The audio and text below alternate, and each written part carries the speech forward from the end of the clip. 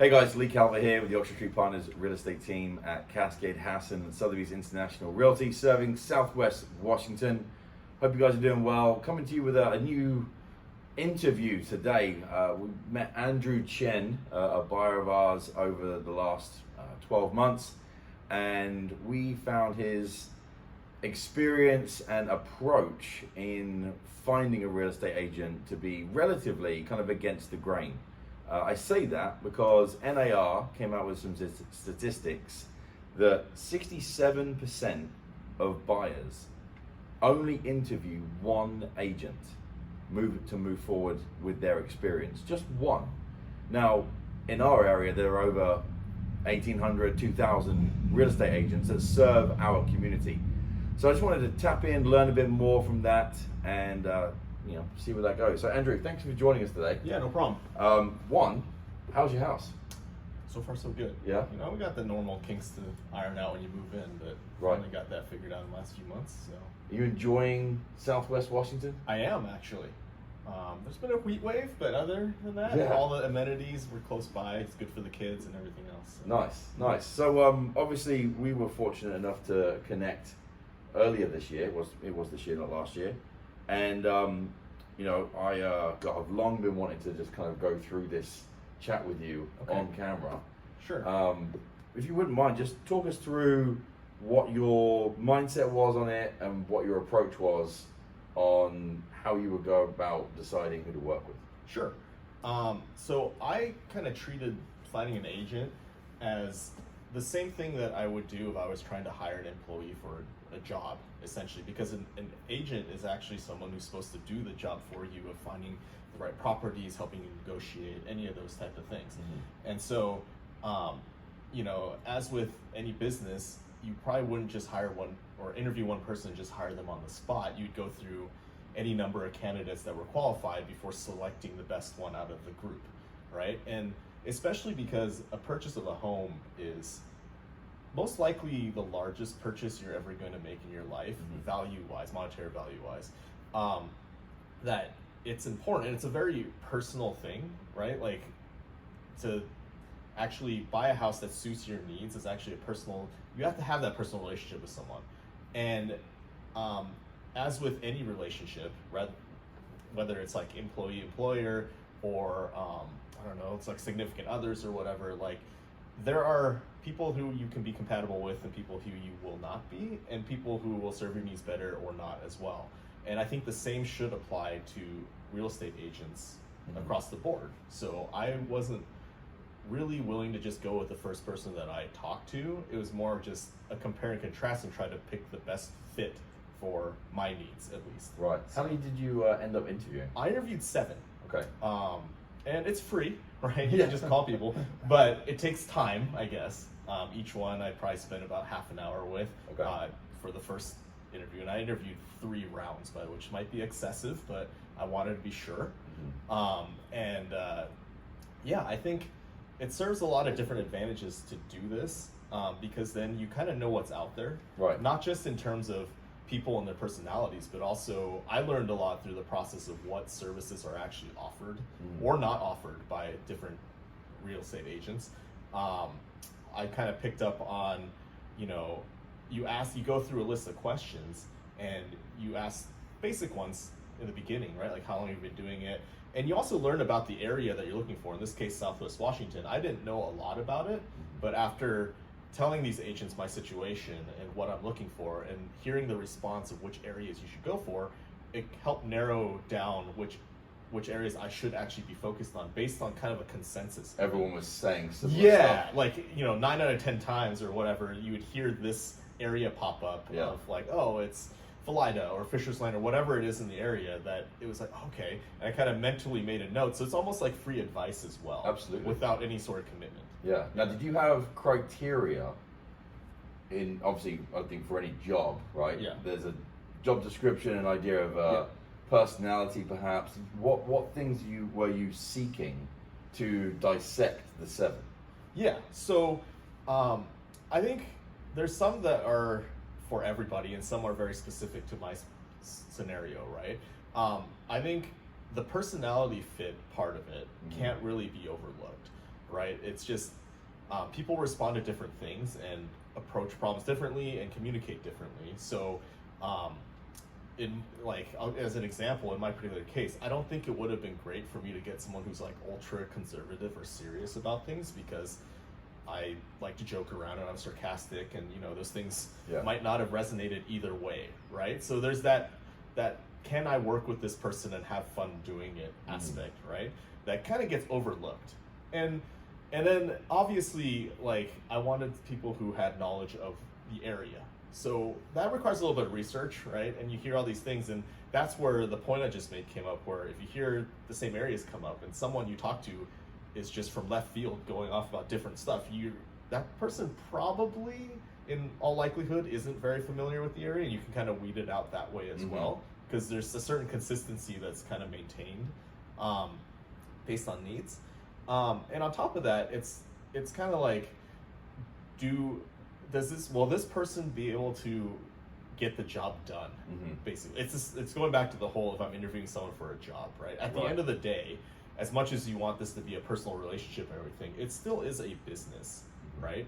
And the only way that an agent is effective is if they help you find the right home, help you close on that home, and you know, all the steps around the way. One additional criteria I have that may not apply to everybody, but I think probably is a good idea, is aside from the obvious, which is helping find a house, helping you close on the house, it's what I think of as like post-sale support. It's kind of, what network does this agent actually have, right? And that was a question I asked everybody of like, okay, let's assume you find me a house and I buy it and we move in. Let's say something goes wrong. I don't care what it is, like furnace breaks down, or I need new flooring for my house. Will you have the network to help me of trusted individuals you already have that, of course, I'll look up and maybe do my own comparison, but at the same time, it saves me a lot of time, knowing that that network has been built up over years of experience of trial and error and weeding out the bad ones, basically. So it's a domino effect. If you choose the right agent, typically you're going to have the right support afterwards of these contractors, whoever you need help with, if a problem should come up afterwards as well. So it's not just for the home itself. Nice. But, yeah, that's great. I mean, you bring up a great point, because literally just today we've got a seller who's going to be looking to sell the house, and we recommended the exterior get painted. And they went and got a bid, came in for $12,500, but they hadn't factored in tax yet. We're like, well, we've got a guy that we trust, done numerous projects, came in at $9,500 with tax included. And it's like, you know, if it wasn't for that network that's established over time, that you can benefit from having that, you know, that sense of security in the choice that was made. Yes. Yeah, I think it's hugely valuable. It's immensely valuable, because then you'll have at least one quote that you can at least trust. And as with an agent, even with that recommendation, like you've recommended people to me, I've used some of them, and some of them I go off and I do my own comparison and choose someone else. But at least I have a good baseline to go off of. Yeah. That I know is a real quote, basically, right? So now 7 agents, 3 rounds. For those that made it for those that made it that far, start to finish. Yeah. From dialing the first number to making your selection. Do you remember how long that took? I don't remember exactly, but I think it was approximately 2 or 3 weeks. 2 or 3 weeks? Yeah. Okay. Now, did you find calling the agents? Did you call some that were on your list that didn't answer? Most of them didn't answer. Most of them were answering machines. Okay. I think you were one that answered. There's one other person that just picked up the phone right away. Now that can be seen as good or bad. Right. It can be like, this guy has no clients, is not busy at all for a reason, or that they actually care enough about it to be available all the time, right? So you have to talk to them more to figure out which one is it, basically. Throughout those rounds, yes, it was 2 to 3 weeks. The other thing that it was my own little test, let's say, because I'm weird probably, but was that I purposely didn't call back any agents after the first interview, even if the ones that were on, like, I shortlisted afterwards. And the reason why was I wanted to see if they would be proactive enough to reach back out to me to follow up on, hey, have you finished your interviews, or things like that. And some did and some didn't, Mm-hmm. right? And that was another sign of like, does this person actually care? Right? Like, and that's indicative of what they would do, in my opinion, during the actual process of finding a home, of will they follow up or not? Like, what will that look like, essentially? Now, of course, the agents I talked to didn't know that was happening, but it doesn't matter. That's something that you can take in, because the buyer's kind of in control of that entire process at this point. So nice. Yeah. Now, going through that, just the last couple of things. So, what did you learn through that experience that perhaps you didn't think about before getting into it? Was anything enlightening to you by doing that process? I think so. A couple of things that were, I guess, enlightening, to me at least, was that how different, people just think of agents as kind of like this commodity, or one size fits all, that any agent can do all these things because they're licensed to do it. What struck me the most was kind of the diversity, and just how every single one was vastly different from the other one. And they have some similarities here and there, but it was more different than I had imagined, because I had also thought that each person would be relatively similar in what they offered and what they could do, and just their demeanors and stuff as salespeople, essentially, right? But I found out that that's not the case, which is going back to one of the earlier points of who do you jive with the most, right? And you'd be surprised how different each agent could actually be, and what they bring to the table, I guess. And the other thing is that I found out very quickly by doing this, there were agents that were much more open about everything, which I deem as a little more trustworthy, and agents who were kind of more closed off. A basic example of this was like, I would ask something along the lines of, well, how many clients do you have on average? How many do you have right now? And of those, what phase are they in? Are they actively and like Leigh, you were very open about it, an open book, but there are some agents that were not, right? They would kind of keep things very close to their chest, like, that's my own personal business or whatever, but it's actually, I don't know.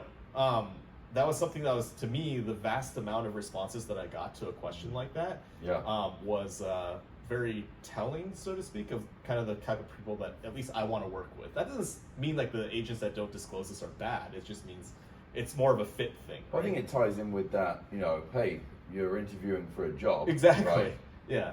These are the hours Give me that I would be looking for a job. How many of those hours are you available? Exactly. Oh, well, that's my own personal business. Actually, it's not. Yeah. Actually, if you can't pick up when I need you to, if I find a property, then you're of no use to me, basically, right? So, so there was that. And, a lot of it, I think the most enlightening thing was just the different responses you get for the questions that you ask. There was one specific question that I bring up at the end that you recommended as well, which was a good call, which was, would you, if I didn't go with you as an agent, who would you recommend me reach out to in view, like, that isn't you, basically. Right. And that response was interesting too. Like, some people were very open and said, you know what, if it isn't me and we're not the right fit, that's cool. Here are 3 other names that I think are very high quality agents that you should talk to for your needs. There were people who refused to answer the question. There were people who would kind of half-heartedly answer it and not give any names, list kind of companies instead. And so based on that, you can also see who's open about it, who's more secure about what they do. Like, things like that, you kind of pick up on that. If you only made one call to one agent, you're not going to be able to see that, right? Right. Because you won't have anything to compare it to. Right. So that's great. Yeah. So, last thing, new buyer down the phone, could be a first-time home buyer. Down the phone, camera. Could be a first-time home buyer. One piece of advice, what would you tell them today? If they're just starting out right now? Just starting out right now. Interview as many agents as you feel comfortable with, because it's free. You get advice from them, you learn a lot through it, and at the end of the day, that's going to save you time at the end, because if you pick the right one, it has this snowball or domino effect that other things will become easier as you try to negotiate the close of your home, after the home is purchased, the support network we talked about, and even further down, if there's a certain need, you need to sell your home or something else. Like, if you form that and you do your homework up front, then it'll just overall make everything easier from start to finish. So Great, excellent. Well, hey, man, thank you for your time today. hey, no problem. Appreciate it. Mhm. And hopefully anyone out there watching this can learn from the experience. I think experiences and stories in this industry are immensely important for everybody. And thank you for watching, and we'll see you again soon.